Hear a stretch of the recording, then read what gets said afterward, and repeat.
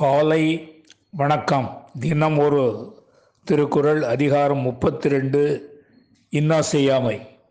குறள் 313. செய்யாமற் செற்றார்க்கும் இன்னாது செய்தபின் உய்யா விழுமம் தரும். மீண்டும், செய்யாமற் செற்றார்க்கும் இன்னாது செய்தபின் உய்யா விழுமம் தரும்.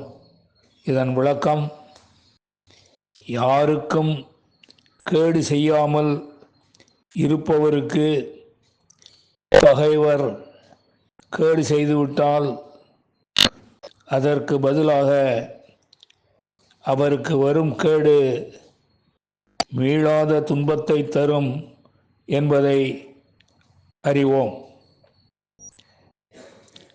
மீண்டும், யாருக்கும் கேடு செய்யாமல் இருப்பவருக்கு பகைவர் கேடு செய்துவிட்டால் அதற்கு பதிலாக அவருக்கு வரும் கேடு மீளா துன்பத்தை தந்து கொண்டே இருக்கும் என்பதை அறிவோம். நன்றி வணக்கம் கூறி உங்களிடமிருந்து விடைபெறுவது தேரெழுந்தூர் கோசகன் என்கிற டிவி நாராயணன், சென்னை.